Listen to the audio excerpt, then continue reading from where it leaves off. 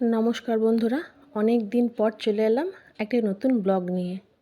যদি এই ব্লগটি অনেক দিন আগে শ্যুট করা, মাঝে আমি ব্লগ পোস্ট করার চেষ্টা করেছিলাম, জানি না কী কারণে ইউটিউব থেকে ডিলিট হয়ে যাচ্ছিল। এই ব্লগটিও দুদিন আমি দিয়েছি, কিন্তু সাউন্ড আসছিল না, হয়তো ঠিকঠাক আমি এডিটিংটা করতে পারিনি। আজকে আবারও চলে এলাম আরও একটা নতুন ব্লগ নিয়ে। আজ রবিবার, ছুটির দিন, বাড়িতে অনেক কাজ। প্রথমে সকালে জিনিয়ার বাবা জলখাবারটা গুছিয়ে দিয়েছি। জিনিয়া তখনও ঘুমাচ্ছে। এবার যাই ওকে ওঠাবো। ওকে উঠিয়ে নিয়ে এসে পরিষ্কার করে দিয়েছি। আজ একটু নিচের তাক দুটো পরিষ্কার করব। চারিদিকে জিনিসপত্রগুলো ছড়িয়ে ছিটিয়ে আছে। একটা করে পুতুল নেবে আর উল্টে উল্টে রেখে দেবে। গণেশ, পুতুল সব উল্টে পড়ে আছে। আমি এদিকে পরিষ্কার করছি, আর অনেক দিন পর ঢোলটা খুঁজে পেয়ে বাজাতে শুরু করেছে। আর ঠাম্মা ওদিকে সান্টা ক্লজকে নাচাচ্ছে। ঘরের খুব বিক্ষিপ্ত অবস্থা, আমি একটু চট করে গুছিয়ে নিই। লক্ষ্মী গণেশকে খেলনার সঙ্গে রাখবে, কিছুতেই অন্য জায়গায় ঠাকুরের স্থানে রাখতে দেবে না। এবার দুজনা মিলে বাজাচ্ছে। এখানে আমি অরিজিনাল সাউন্ডটা মিউট করে দিয়েছি, ভয়েস ওভার দিচ্ছি তাই, নাহলে এত জোরে জোরে ঢোলটা বাজাচ্ছিল না, তো কানের মাথা একদম খারাপ করে দিচ্ছে। মোটামুটি গোছানো হয়ে গেছে, ধুলোগুলো সব পরিষ্কার করে দিয়েছি। পরিষ্কার করার পর দেখতে খুব সুন্দর লাগছে। কদিন থাকবে পরিষ্কার সেটাই দেখার বিষয়। আবার একটা করে টানবে আর অগোছালো করে দেবে।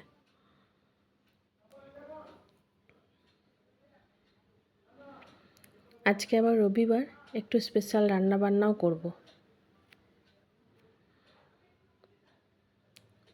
বাবা, গণেশের কোলে আবার সুইটি শুয়ে আছে, পুতুলটার নাম রেখেছে সুইটি। চলুন এবার আমি একটু রান্নাঘরে যাই। এই যে হাঁড়িতে জল বসিয়ে দিয়েছি, সাদা তেল, নুন আর গোটা গরম মশলা আর তেজপাতা দিয়ে একটু ফ্রাইড রাইস বানাবো। চালটা ধুয়ে রেখেছি, চালটা এবার ছেড়ে দেবো। ভাতটা ওদিকে সেদ্ধ হতে থাক, এদিকে আমি সাদা তেলের মধ্যে ঘি মিশিয়ে গাজর আর ক্যাপসিকামটা ভেজে নেব। এই মুহূর্তে বাড়িতে আমার কাছে বিনস আর মটরশুঁটি ছিল না, তাই দিতে পারলাম না। একটু কাজু বাদাম দিলাম, কিশমিশও ছিল না। সব কিছু দিলে দেখতে বেশ একটু কালারফুল লাগে। ভাতটা দিয়ে দিয়েছি, ভাতটা ভালো করে মিশিয়ে নিই। মাঠটা ঝরিয়ে থালার মধ্যে দিয়ে ঠান্ডা হতে দিয়েছিলাম। পরিমাণ মতো নুন আর চিনি মিশিয়ে নিয়েছি, একটু নাড়াচাড়া করে নিই, তাহলেই আমার ফ্রাইড রাইস রেডি।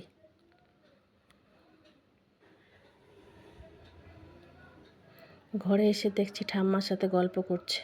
ঠাম্মা শুয়ে আছে, আরও গল্প করছে। ওর ঠাম্মা অসুস্থ হয়ে পড়াতে আমার মেয়ের খুব একটু অসুবিধা হয়ে গেছে। তাও যতটা পারে মা ওর সাথে খেলার চেষ্টা করে।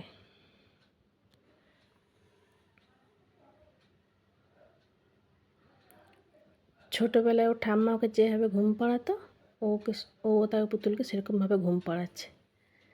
নাইটি পরে একদম পাকা বুড়ি লাগছে। আর আমি যে কথাগুলো বলি সেগুলো বলছে। সারাদিন অনেক কাজ করেছি, পরিশ্রম হয়েছে।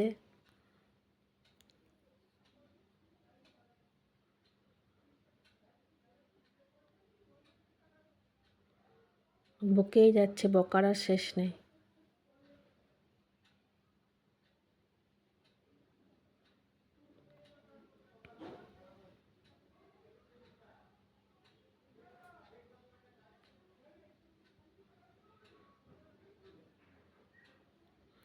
কী যে এত কথা বলছে কি জানি।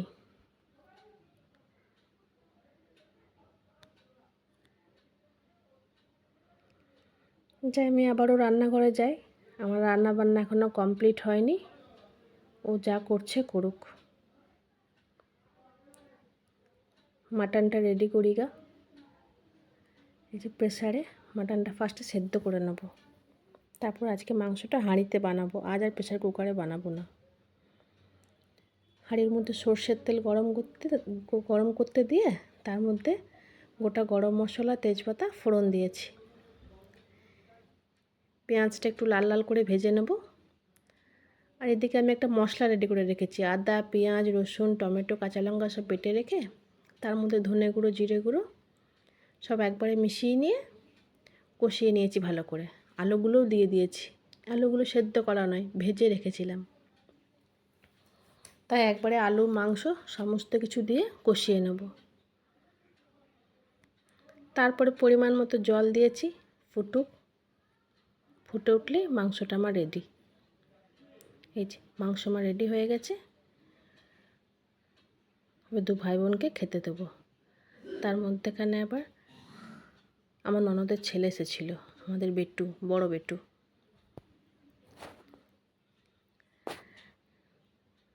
বেটু বলছে, ছোটো মা দারুণ হয়েছে খেতে।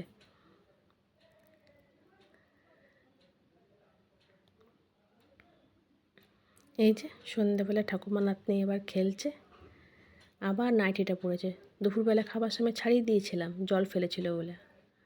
জেদ করছে আমাকে আবার পরিয়ে দাও। রাত্রেবেলা খাবারটা তৈরি করে নিই। পরোটা বানাবো আর আলু ভাজা।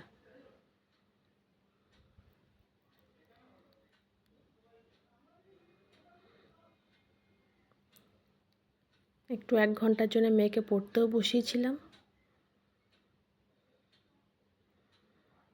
আজ বেশি কিছু বানাবো না, দিনের মাংস তো আছেই, পরোটা আলু ভাজা, ব্যাস।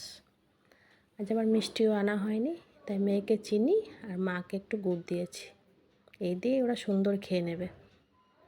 চলুন আজকের ব্লগটা এত দূরই রাখছি, এখানেই শেষ করলাম। ভালো লাগলে লাইক করবেন আর আমার চ্যানেল